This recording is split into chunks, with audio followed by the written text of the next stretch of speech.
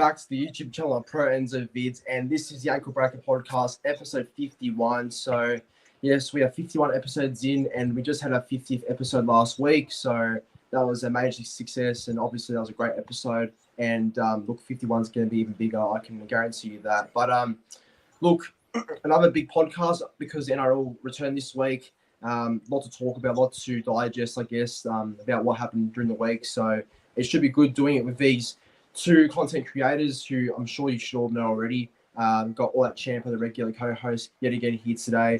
But I'm also joined by a special guest, and this is his first time on the YouTube channel. Like, obviously, I came on his when Manly played the Roosters in the trial match in week 2, and now I have the privilege of inviting him to my own YouTube channel for the first time. So, Haynesy, it's great to have you here, mate. Thanks for coming on, and how you been?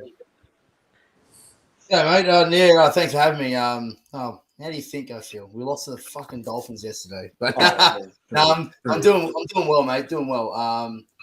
Yeah, great to have the footy back. But yeah, I'm keen to be on the famous Brenzo Vidz YouTube channel.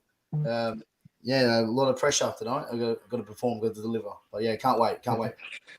Yeah, we will talk about the Roosters game soon, and the rest of the games, of course, of round 1. All that section, I should say, instead of All That Champ. I keep getting mixed up, so I'll get used to it eventually. But All That section, how you going, bro? It's good to have you back on the channel. Yeah, I'm doing all right. Thanks for having me on, Pro Enzo. Haynesy, welcome to the channel. Yeah, what an amazing round 1 we had. And yeah, we've got a lot of games to talk about, a lot of our topics that are in store. So all the viewers out there, get your popcorn, get your drinks, sit back, relax, turn the volume up, and enjoy this good episode of the Ankle Breaker Podcast, episode 51. Yeah, couldn't have said it better. But yeah, look, everyone, obviously, like I said at the start, basically we're going to be talking about round 1 a lot and some of the things that happened across the weekend, because when the footy's on and when it's happening yet again, I think, there's obviously heaps of topics to talk about and a lot of things we can discuss. So it should be good. But going to go through the live chat just quickly and see who's turned up. Currently got 7 people watching the stream, so and now 8 just updated then. So good to see a bit of a turnout come out. So in the chat, we've got Warriors NRL Fanatics. Hello, Frupi Akawasi, Jason Reader, CJ Moxley, SS Storm fan, and yeah, it looks like the chat's building up. So yeah, and if you are new watching the YouTube channel right now, please be sure to subscribe to my channel and subscribe to All That Section's YouTube channel, as well as Haynesy's YouTube channel. Both are linked in the description down below. So please go and show them support as they are getting better and better content. I can guarantee that. But yeah, boys, I think it's time to get into the first topic that we'll really talk about. So we will start with the round 1 2023 review. So obviously, it kicks off like this. I know that one person here, including myself, will be cheering this week, but the other 2, as in you guys, suffered losses. So yeah, look, obviously that's a bit of a shame, but I tipped both sides as well, so that hurt. But anyway, that's all right. So look, obviously the footy's back, and like round 1 was obviously probably one of the best rounds I've seen, if I'm being honest, to open up the season. Like, I think it's been really entertaining, each game that was played across the weekend. So I do think that it was a successful first comeback of the footy being back. I'll start with you, Haynesy. Apart from the Roosters loss, what did you make of round 1 and the quality of the games across the weekend? It was pretty good, wasn't it? Yeah, 100%. Yeah, it was a great weekend to start the season. A few shock losses, as everyone would be aware. Hats off to anyone who got 8 out of 8 this weekend. Like, hats off to you. It was a tough round to pick. But no, we got to see this weekend where the competition's at this stage. But yeah, look, it was a great weekend of footy, and I think, we all know that teams are going to get a lot better this week from week to week. So it's going to be great. It's going to be interesting competition, that's for sure. Yeah, 100% agree. I think it's an early indication of what some sides can be like, but I guess it's round 1, so we can't get too ahead of ourselves. But yeah, definitely, I agree. All That section. Unfortunately for the Tigers last night, and I know that probably hurts you as you're at the game. And look, I understand it's the Titans, and I think whoever loses to the Titans, it's not a great feeling. So, but apart from that, bro, what did you make of the weekend with the footy being back? And yeah, what's your overall thoughts on round one? Yeah, look, obviously I'm not happy with the performance that my Tigers put in yesterday against the Gold Coast Titans, but I can say this right now. Like you said, this round one of rugby league is probably one of the best round ones we've seen in recent memory. We've seen the Dolphins first game in the NRL. They upset the Sydney Roosters. Sorry about that, Haynesy. And then we saw the Brisbane Broncos then we saw the Brisbane Broncos upset the Penrith Panthers. So not only did we see a lot of upsets, but we saw in a lot of close games, such as Cowboys Raiders, such as Parramatta Storm, and look, it's been an amazing day of rugby league. And look, if you're a Queensland supporter, you should be jumping with joy with how the Queensland teams performed. And as for the New South Wales teams, well, a lot of sites, a lot of things need to be looked at. All the Sydney teams were taking L's. Like, that's just crazy. Oh, it is. Like, that's a real shock. I don't know when. I mean, it probably wouldn't have been too long ago, but I can't remember the last time all four Queensland, or I mean, really three, because Dolphins only played yesterday. But yeah, I don't remember all Queensland clubs winning for a round. So that must be first time ever, Brenzo. First time ever. Oh, really? First ever. Yep. Put So that in the history books. Like, and include the South Queensland Crushers. I think as well, that included as well. So yeah, first time that four Queensland teams have won yeah. I could just imagine how the energy would be up in Queensland. You know, I'm sure everyone up there would be would be in a good mood. I could tell that the me living in Penrith, the mood here was quite low. You know, not a lot of happy supporters like I'm used to seeing. Yeah, well, I mean, I'm surprised in Penrith there wasn't any stabbings or shootings, if anything. Well, you know what? The buzz up here is actually a bit quiet, if I'm honest. Like, I did not really hear much about the Broncos winning on Friday night. Didn't really hear much about the Cowboys. There was a little bit of buzz about the Dolphins yesterday, but I haven't heard anything about the Titans either. So surprising, because normally when the Broncos win, you hear it all over social media up here. Oh, how good are the Broncos? Yeah. The Broncos become relevant and all that. But yeah, it surprisingly hasn't been as what I thought it would be. But they still be definitely be interested about how that went. Yeah, well, the Broncos, we know that Penrith was huge, and I do think that if if there was a bit more hype around the win, which there should have been, but obviously there wasn't, it would have been all over Quarter Mail. Look, all the platforms really would have been everywhere. I can imagine, but yeah, for some reason I agree. I don't think there was enough about the Broncos being Penrith, but oh well, is what it is. There's look, I've just remembered something, and thanks to CJ in the live chat, he reminded me on this one.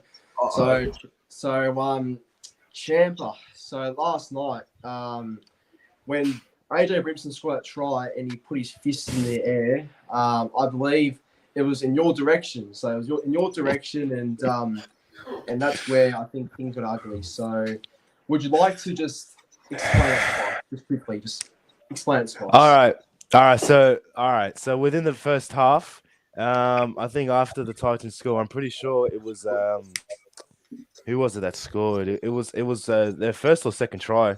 I can't remember which try it was, but Brimson was coming back to his side of the field, and me, wanted to just play around, banter a bit.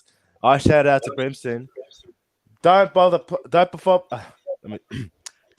performing. You ain't gonna make that Queensland side again. And I made sure I shouted out as loud for him to see me. And I know you heard me. He didn't hear me. I know Tino heard me because I saw him turn around and look into my direction. He must have said something to AJ Brimson. I don't know what he said. But then second half comes, AJ Brimson scores, and I am more than 100% that when he did that little bicep pump, it was straight into my direction. I have photo proof that he was looking directly towards my direction. So you know what, AJ Brimson, good on you for scoring the try. But honestly, I stand to what I said. You ain't going to make that maroon side again. And honestly, why don't you go up to a McDonald's, stuff your face down with quarter pounders, and then jump into a pool of cold water full of ice? you delusional cunt. Oh, yeah. Honestly, AJ Brimson, I hope. Who are the Titans versus next weekend? Who are the Titans versus next weekend? St. George. St. George. Well, I hope that every single one of those St. George forwards, I hope they make line breaks, and I hope they smash you in that fullback position. I hope, and I don't think I should say this, I hope you come up with a concussion. Oh, Do you reckon? Probably shouldn't have said that, but fuck you, Brimson. I'm not going to stop you. I'm sorry to say this to you, Prince, because you are a Manly fan, but do you reckon Kieran Thorne had the worst minute of rugby league in his life? Oh yeah, when Dougie scored, that was talking mad shit, then rushes out of the line, then just misses him and Dougie scores. I think, and then he got injured. I think that was probably the worst minute of his life in his career. Yeah, so funny. I don't know what he was trying to do to Ottane Gowey. It was like trying to punch the collar of his shirt or something. I don't know what he was doing. Like he talked shit basically for a few seconds, and the next minute when he comes out, karma pretty much. So unlucky Foz, but it was that wasn't the best game of the weekend. Obviously, that Titans and Tigers one. Like no offense, but you can see where the quality is at both sides, right? Fuck you, Brimson. Yeah. Mate, you know what? Maybe this Brimson v Champa little rivalry could be bigger than Laurie v me. Who knows? If I go on another Titans game and he does that to me, oh man, I might have to streak on the field and pull his pants down. That delusional fuck. Just go to a Titans game, you'll be able to hear you going there. Well, I guess we can guarantee it'll be ugly if that happens again. That's for sure. But we will move on to the next sort of topic that we'll just talk about quickly and just give our only one answer to this question here. So basically, your round one player of the week. So just straight out, your player of the week for round one that you thought was best in the field. I know there's a lot of options, and I know it's straight off the bat, but just out of whoever played this week, who was your best player during the week? I'll go with you first for that section. Yeah, I'm going with Hazemo Tabuai-Fidow from the Dolphins. An amazing performance he put in against the Roosters. Yep, he did have a great game. Yep. Haynesy, who's yours? Wow, some good ones. I'm going to go to the same game, but I think I reckon the best player wasn't Kafusi. It was Jeremy Marshall King. Yep, I thought he was really good yesterday. There was a few times there that he looked dangerous out of dummy half. He caught us out a few times.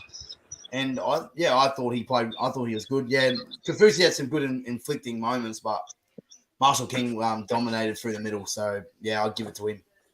Yeah, he did, and I think he's getting better over time as well as a player. So yeah, he's continuing to improve. And I think he's going to do well under Wayne Bennett as well. So we can obviously see the improvement in Marshall King in literally within one game. Yes, he will for sure. Yeah, for sure he will. Now, I guess I might be a little bit biased here, but you can't complain with this one because obviously I was at the game and, he's arguably the halfback of the week as well. So, obviously I'm going to back one of the Manly boys for the player of the week, and that's probably going to be Daly Cherry Evans. An amazing performance. The number 7 for the club and the captain, obviously he had a great game against the Dogs, got a hat-trick, and that was his first ever career hat-trick as well. So, I thought at first he already got a hat-trick in the past, but no, that's his first ever one, and good on him. But, he had a great game, led by example as a captain, as he should, and, obviously I'll probably back him in as round one player of the week, in my opinion. But we will move on, and we will move on to an interesting topic, and it's just the only topic before we get into the last five. But as you can see down below, I'll just get this banner up quickly. Yep, there we go. So sort of just another sort of quick question, and obviously, I really rate this round pretty highly. But out of every round one fixture or just the weekend it's been already, like in the past, would you say the 2023 round one games and I guess the quality of the games for this last week was the best you ever seen? Because there were about 6 out of 8 field goals, 4 out of 8 field goals kicked over the weekend in the 4 games, I'm pretty sure. Townsend, DCE, Mitchell, and Reynolds. I'm pretty sure they all kicked field goals, and I don't know if I'm forgetting one, but no, I think they all kicked field goals in this week, and yeah, it's the first I've ever seen it be like that too. And obviously on Thursday night, which made it better, the season opener was Golden Point, and that was the first time there was a season opener that went down to Golden Point since Knights v Dragons in 2012. And yeah, that's crazy to think that was a season opener that long ago. But anyway, I'll start with you, Haynesy. Do you think that this round one for this year was the best year that I've ever seen out of every other round one fixture that's come out the last couple of years? Well, definitely in the last couple of years, 100%. I think it was Parramatta Melbourne was probably the best start to a season that we've had in a while. Like, we've had some pretty bad ones. We've seen some. I think Parramatta played the Dogs in 2020. It was like 8-6 the start of the season. I remember that. Yeah, it was good. It was good. It was great to see. Very close games as well. We saw some upsets. I think it was just a perfect mix for the start of the season, and it was great to see that we saw some tight games instead of blowouts,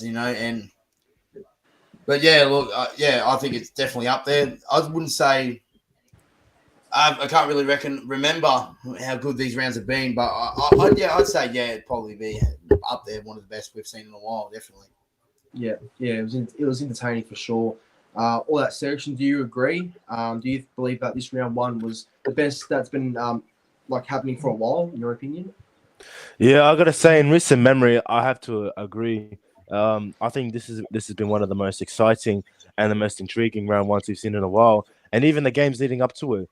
Very intriguing. With the Dolphins, first ever game, Parramatta Storm always putting in good classics. It had the setup to be a very good, entertaining round one, and they definitely did deliver. We saw so many games that were down to the wire with Parramatta Storm, Cowboys, Raiders. We see some just amazing team performances like the Manly performance and the Dolphins performance. So I have to say, this is a very, very, very great start to the season. And I have to say, this has been probably one of the best round ones we've seen in a while. Of course, the Tigers-Titans games may have not finished the round one as many people would have expected. Was probably the ugly game out of the whole round. But that doesn't take away from all the other good games we've seen. And I have to say, probably the best game of the round, I have to go with either Parramatta Storm or Brisbane Penrith. I think those games were amazing. Yeah, they were. I think it was good to see the Eagles and Storm game going down to the wire like that, because I think not many people were keen to see that they did play around 25 last year, and they're not going to play each other as a season opener just in round one. So. But the hype and the talk around that game did not disappoint one bit. So I'm just glad that the season opened up like that, because that was the best way possible to open it up with a Golden Point. And Harry Grant's tried to make it better, I guess. So exactly, yes. Yeah. So it was just good to see how that all started out. But yeah, I have to agree. I do think this is one of the best round ones that I've seen in a long time. Could it be the best ever? Potentially, but you got to go back a long time, and a long time to see how other sort of games went in round one. But I think as of recent, let's just say the last maybe 15 and 10 years, I'll go as far as that and say that this was one of the best and maybe the best I've seen. So I'll just put it out there as probably that long as a maximum. But look, we will now get into the final 5 topics of the show, and these are topics that have just occurred during the week.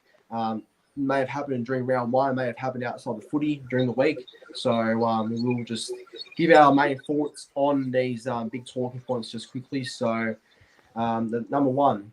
So obviously this hurts Haynesy a little bit, I assume still, but it's it's good to see for the Dolphins' sake though. And I mean, it could be a bit too early to talk about this particular topic here, but after yesterday's performance, I do think there's something brewing at the Dolphins with Wayne as coach and the way the players have responded so far. So, do we think that we've underestimated Wayne and what he can do for the Dolphins? And do we think that maybe the people have tipped him, like myself, will tip the Dolphins come 14 for 1-4 have made a mistake? I know it's just round one, but do we think that there's some regrets happening later in the season? I'll start with you first, all that section. Do you think that people have completely forgotten about what Wayne Bennett could do as a coach? And do you think there could be a few regrets coming up? Oh yeah, look, I know people say this is a round one game, so not a lot to judge out of a round one performance. However, this is a round one performance against a team like the Roosters, a team that had Tedesco, Kiri, Brendan Smith, their newest signing, Sualiti. So they had a lot of talent within that squad, and this is the team. Let's say this right now. Teams, players from all different teams coming together look like a band of misfits. So no one really thought that they would have a good season. I personally took them 12th. I saw them having a very average season. However, yes, I think we should give credit to Wayne Bennett and the Dolphins because they proved a lot of people wrong. They didn't sign a marquee signing, all right? Their biggest signing, I guess, was probably the hammer. But they let Munster slip out of their fingers. They let Walsh slip out of their fingers, and they let Brendan Smith slip out of their fingers. So everyone looked at Wayne Bennett and think, okay, who's your players that are going to lead this club? Who's the face of the club? And I honestly think the face of the club is the two halves, Sean O'Sullivan and Isaiah Katoa. Keep in mind, these are the two halves that went through the New South Wales Cup team for Penrith Panthers and won the comp. So these weren't two halves coming from different teams trying to gel together. These are two halves that knew each other's game very well. Above that, you have the Melbourne Storm forwards, the Bromwich brothers, and Felice Kafusi. Felice Kafusi, probably one of the best games he's had in a while. So I think Bennett just knew what he was doing, and he understood the media bashed him, being like, "Oh, this is a team full of misfits. They weren't going to do much."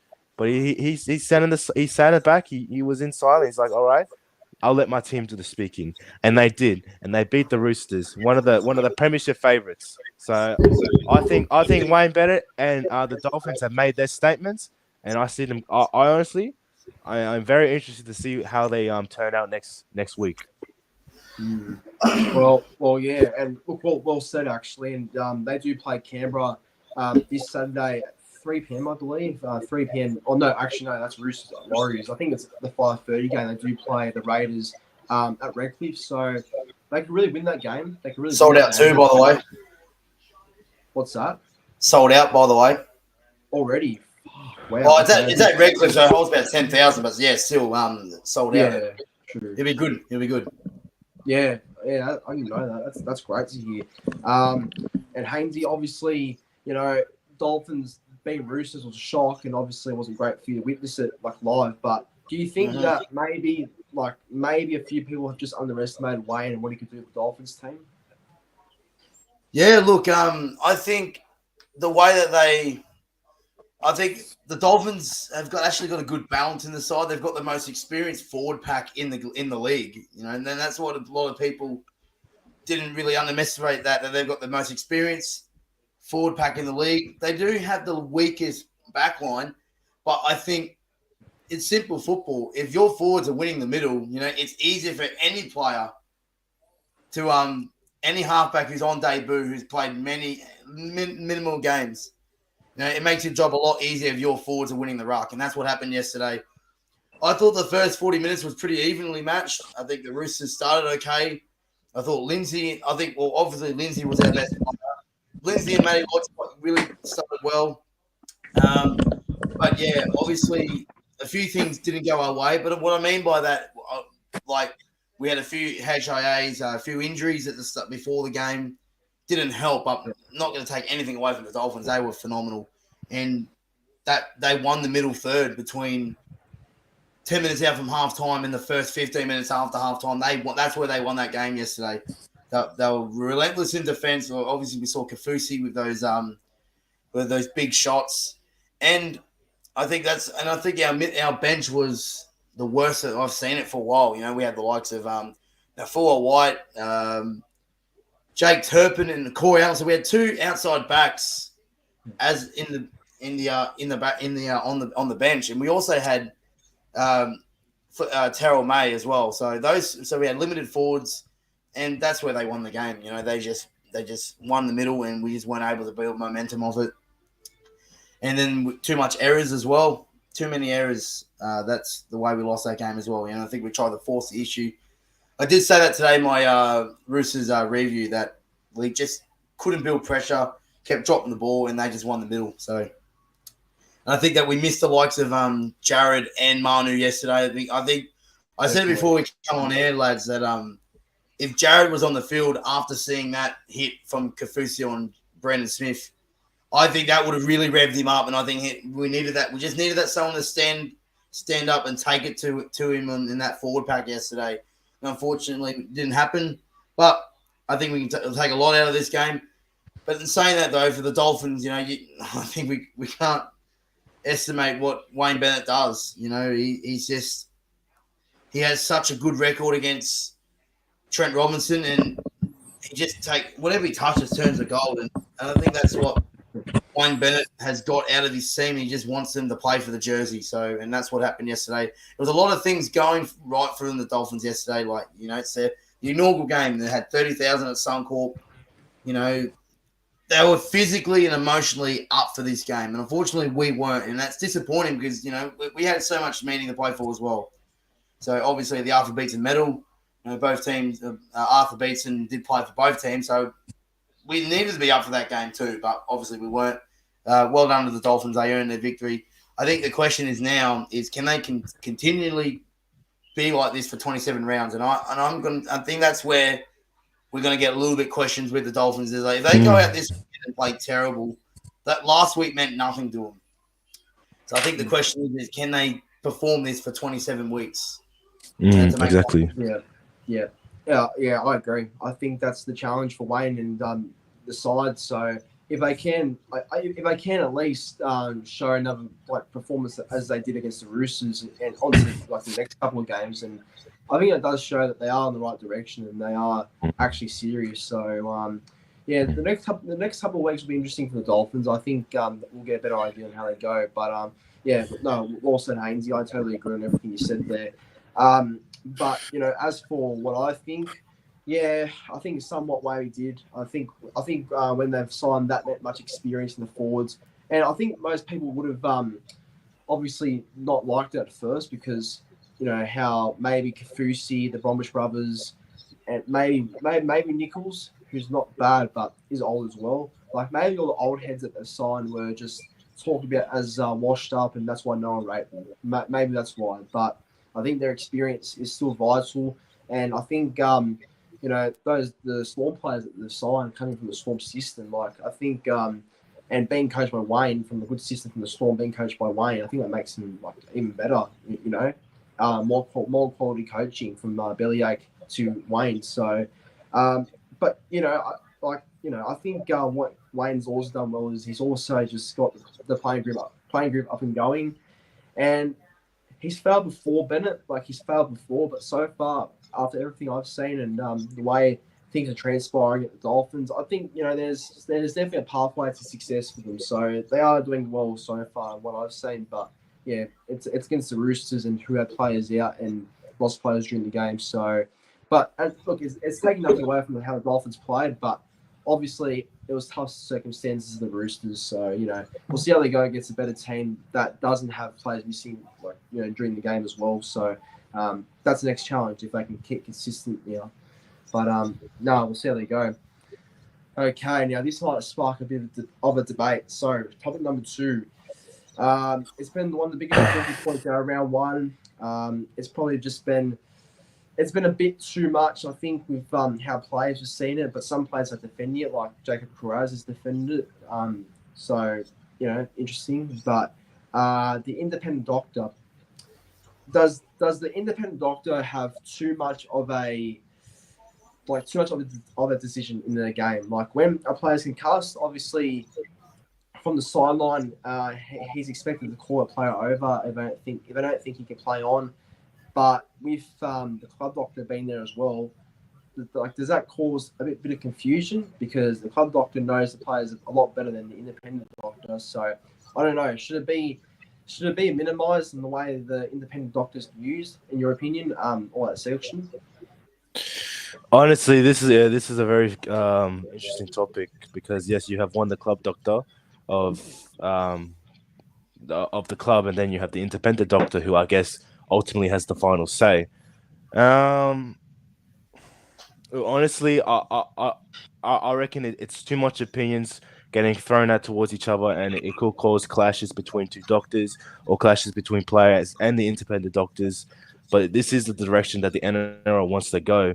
So if they could just look, I'm all in for the independent doctor. I'm all in for players' safety and for caring for the players' welfare. However, I do feel like there needs to be some sort of way that they can cooperate without clashes between both doctors, because a club doctor might say that a player's all right to go back on the field, while the independent doctor can say, well, no, he needs to settle for the rest of the game and have a more thorough checkup. So I'm all in for the independent doctor. However, I do feel like there needs to be some sort of, I wouldn't say rule change, but some sort of just method to really just make sure that there is no clashes between the two parties. But I do think that I do think that they probably there just needs to be an investigation to this method. Honestly, that's just my opinion. Yeah. Oh, look, fair enough, and yeah, I think that's probably why I think there's been a bit of a struggle in the way that the independent doctors are used, because I think just communication with the club doctors has clashed in and they haven't really found a good resolution. So, yeah, I think that's a good point, actually, communication there. Haynesy, obviously we saw the independent doctor feature a lot this weekend. Do you think that maybe they spent a bit too much time getting involved, or do you think like there needs to be a bit more of a bit better platform for them to be used? What do you reckon? It's a bit hard because we want to protect our players, but sometimes they can get a little bit too overboard. Sometimes, obviously, I think the reason why this is bringing up is because of Kalen Ponga, that incident there where the Knights were attacking the line and you bring your best player off the field at the worst time. I guess, and I think the NRL are trying to save their ass here a little bit, because, it might come one day where if they don't have the right protocol in place, an NRL player can easily sue the NRL for this kind of stuff. They can, yeah. Exactly right. And I think that's why they have this in place, to protect their players and protect themselves. But it's hard, though, because we see players all the time go off for head injury assessments when it doesn't affect the game that much. But to see it that at that time, with 10 minutes to go, Newcastle attacking the goal line, it doesn't look great. If you're a Newcastle fan, you'd be losing the plot. And that's great. It'd be like, imagine this is in a grand final. Just say it's Penrith play the Roosters, the Panthers attacking the line. All of a sudden, the independent doctor goes, Nathan Cleary, you got to head off a head injury assessment with 10 minutes to go in the grand final. Crazy. Ridiculous. You see that. But I'm on the fence here. We want to protect the players, but at the same time, we want to see our best players in the big moments. And unfortunately, we missed that with Newcastle. Could you say that Newcastle go and win the game? We don't know. But it made their job a lot harder having their best player off the field at the worst time in the game for them. So I'm on the fence. I definitely agree, Haynesy. I definitely agree. Yeah. Yeah. Look, it's a tough one. Like, obviously, it's very what can we say? It's very 50-50, I think. And obviously, I wasn't happy with how, I guess, they handled the Ponga one and handled the other ones across the weekend. But look, I don't know. Look, obviously, they probably do the protocol still in this way, but I prefer it to be something like this, for example. So if a player is concussed, and I think if the player is badly concussed and is stumbling, like we saw Victor Raleigh over the weekend, and I'm a bit concerned with Raleigh, actually, and his concussions. But, yeah, for example, if you see someone like him stumbling after a concussion, then I think it's just only right to take him off, right? Because, that sort of impacts towards the head. I don't think it's safe to be running and keep playing on. So I think when it's been like that, for example, then take them off, and it's just nothing you can do about that. But I think if the player's responding and the player is sort of just, it wasn't really like much of a head clash or like a head to the hip sort of tackle. It's more of a maybe an arm, like a forearm or arm swung to the head. and the player, I mean, which is still bad, but like, you know, it doesn't really have that same sort of effect in where you could be stumbling and could be like not talking sort of thing, in my opinion. So I think maybe just if the player's responding and the player, you know, is walking fine or running fine and isn't, you know, having to have support to stand up and stuff, and play on, I reckon. Play on. That's how I do it. But I think as concussions do get worse and, you know, obviously players retire a lot more from it, I think the safe approach is to just go with the independent doctor and get his, I guess, knowledge on it, and you know, go respect what he thinks. But yeah, I think I agree with what Champa said earlier. Like communication between the club doctor and the independent doctor needs to be a lot better. So I think they can. I think they can work their way around that for sure if they get it right. But you know, it's a tough debate. Like it's tough. It really is. Okay. Could there be a way where you can shorten the tests, the head injury assessment? Like just say if it's 5 minutes instead of 15, it's 5. You know, there's no bullshit. You get it in, and you're done. Pass it, you're back on the field. Yeah. Like I think 15 minutes is too long, and you know, and 15 minutes is a long time in rugby league. So who knows? Who knows? Yeah, no, that's true as well. That's also correct. Okay, now look, this is probably a topic that's not necessary because we all know it's not serious and there's nothing genuine about it. But look, I don't know. There's limits of things to talk about, so I just added this one for tonight. But look, boys, I'll be honest. Just give you a quick, like, sort of talk on it and little opinion on what you think about it, because it's not much, obviously, but you know, who cares? Yeah, who cares? Yeah, exactly. Yeah. That's what I was going to say. Who cares? Honestly, this is rugby league. Arguments happen. Imagine how many arguments happen off camera. Like, me, for instance, I play rugby league as well. I've had many blow-ups with my teammates after a game, and players have had blow-ups at me after games. Who cares? These boys are passionate. And to Luai's defense, yeah, I think he has a right to go off at Selman. I mean, he was caught out of position many times against the Broncos. So, honestly, who cares? All right, media's blowing up about this. It's rugby league. Players argue. Who cares? Yeah, gosh, joke. You know, I'll just say before I get to Haynesy, just quickly, I want to say that if this was Latrell Mitchell and like obviously Jerome Luai got involved in the situation, the media, and as it's already been already, the media will not stop talking about it. And it's true because they target players like Latrell, Luai, and maybe Munster to an extent. Like they'll keep making paper articles, they'll keep making stories that aren't worth looking into about it. So, but if this was like a reserve grade player, like for example, let's say this was I don't know, Isaac Liu, for example, he was arguing with I don't know, Aaron Clark. Like it wouldn't be a story; it'd be just like a simple footy talk. But because the camera got close to Luai, because obviously Luai is a character that brings attention, had to be a story when it's not necessary. But yeah, it's ridiculous. Haynesy, what's your take on it? Look, it's pretty funny because Penrith lose a game and all of a sudden you see this stuff appear. Look, we see it all the time. Like if any of you don't watch cricket, like I play cricket, I watch cricket. You know, you've seen all the time that people get run out in cricket. They look at the other batsman and they're like, "What the fuck are you doing?"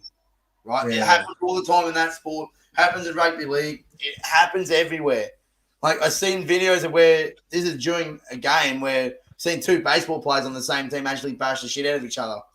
Like it happens all the time. It's a bit of a bust up. The result didn't go their way, and you know, I think it didn't help that it was on the field. That didn't help.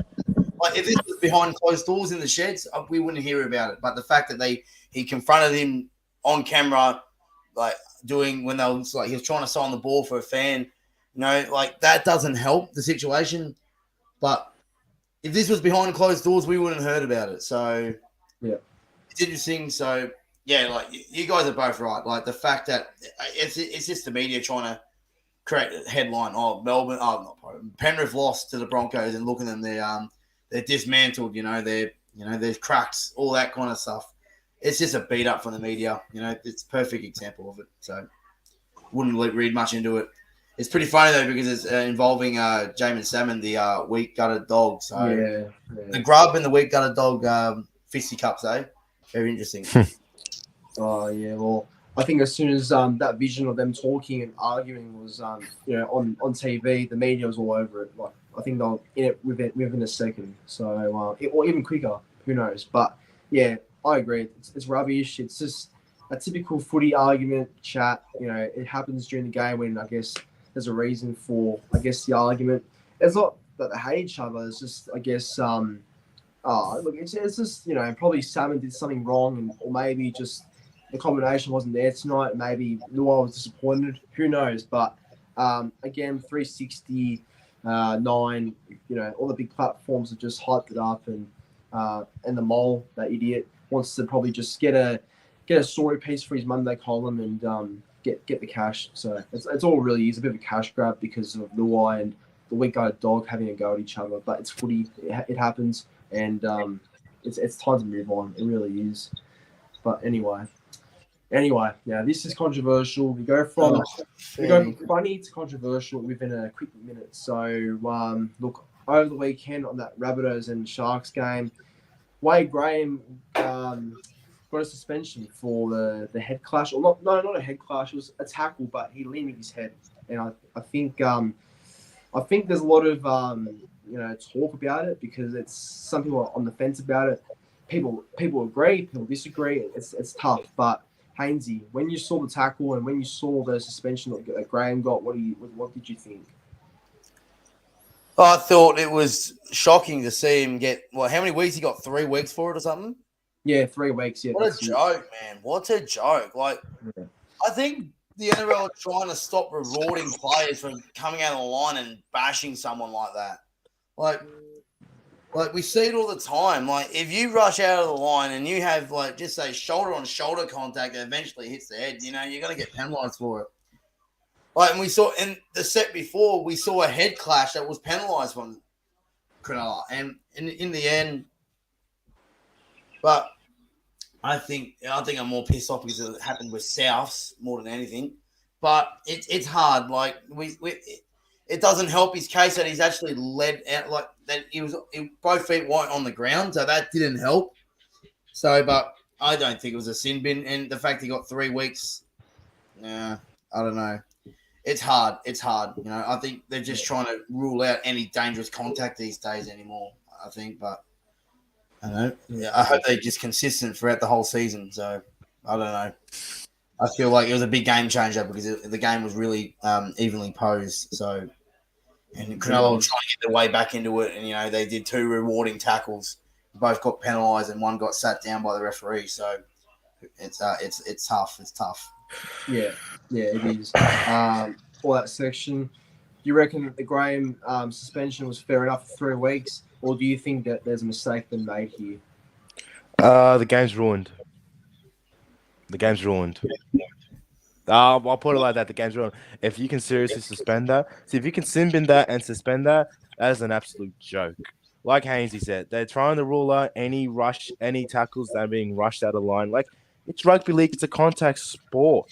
I understand. I honestly, I can tell the difference between a high dangerous contact and a fucking good hit.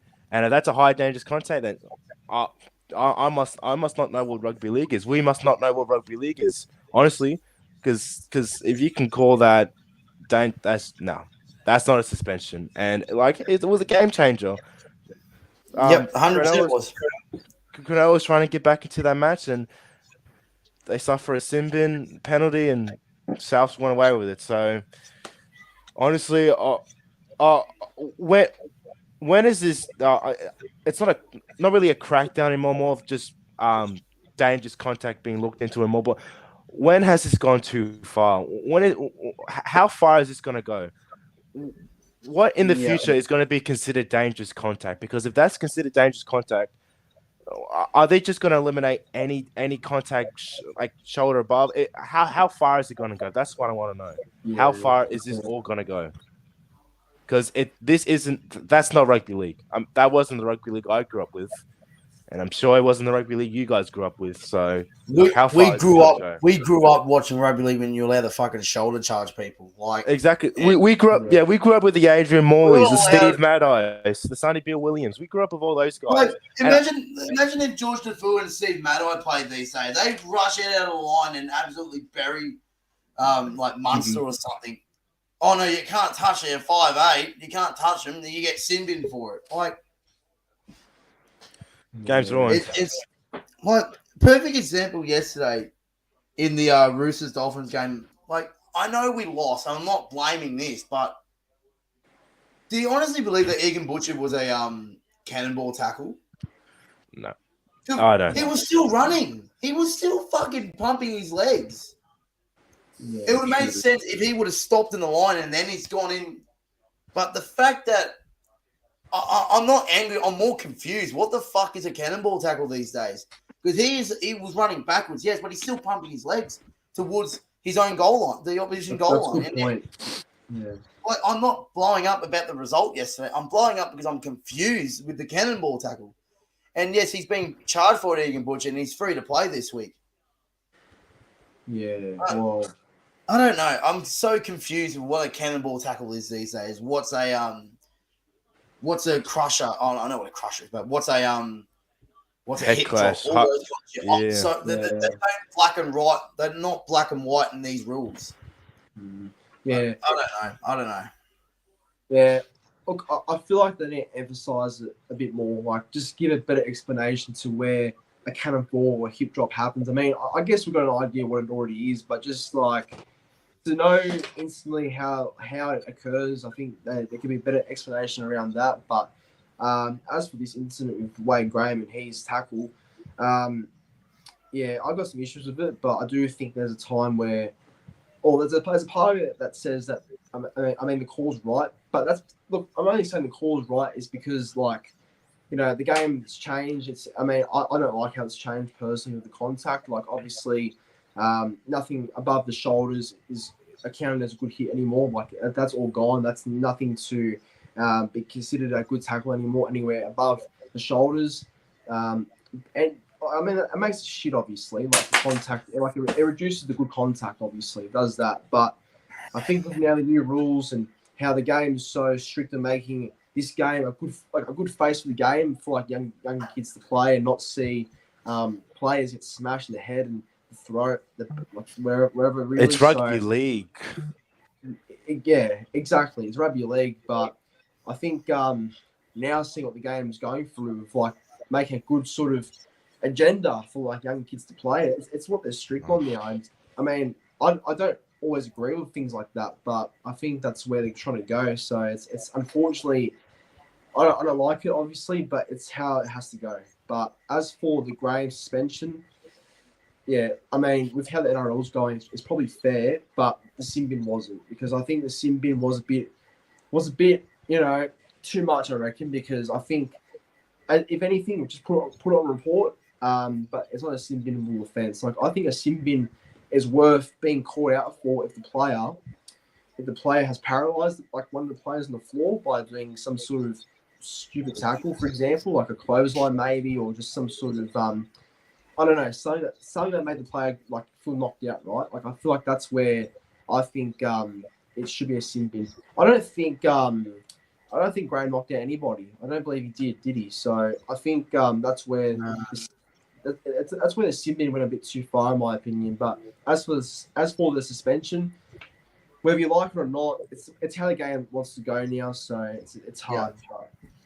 Yeah. It's a bit ridiculous. I agree, but yeah, look, it's happened now. Can't change it, I suppose. But that's our thoughts on that one. And on to the fifth and final topic. Again, it goes from one suspension to another suspension talk, and this is Jordan Rapana's suspension for his tackle or hit on Scott Drinkwater, which was a shoulder charge to the head. Now, I'll be honest, I was going home from the Manly and Dogs game, so I didn't really get a chance to watch this fully, but I watched the highlights, obviously, and I saw when the tackle happened, and it was bad. But yeah, I want to hear your thoughts on it. I want to hear both your thoughts on it. All that section. When you saw Rapana's hit, like shoulder to the head on Drinkwater, What did you make of that? Like, is that suspension worthy, or do you think that's play on? Oof. Well, I mean, look, shoulder to the head. I guess when it comes to shoulder to the head, that's when the suspension is probably needed. But look, I don't think Rapana's a grub for it, like a lot of people are saying. But I guess this is one of those moments where, yeah, shoulder to the head probably does constitute as a suspension. Well, maybe I guess it does constitute as a suspension. I really don't want to contradict what I just said about the Graham tackle, but yeah, I think intentional shoulder to the head does constitute as a suspension. So I think this was the right decision made, and I think it was long enough as well. Yeah. All right, that's fair. Haynesy, what do you make about the Rapana's shot? Well, I watched it live, and we all agree that it deserved to be. I think Rapana is just one of the biggest grubs in the game, honestly. Like the way that I don't know about that one, mate. I don't know about that one, mate. He just does it all the time. Like he didn't learn his lesson from the All-Stars, didn't he? Well, I mean, calling him a grub's probably a bit extreme. He does it all the time, though. He does it all the time. I just can't stand Rapana. He does it all the time. Like it was a blatant shoulder charge to the head, and I can see CJ right now trying to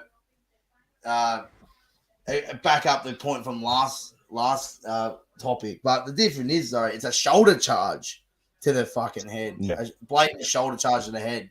While James Graham, did I say just James Graham? Wade Graham, sorry, comes out rushing out of the line trying to put a big hit on. Unfortunately, they ruled that as a high tackle. But this time, it was a blatant shoulder charge.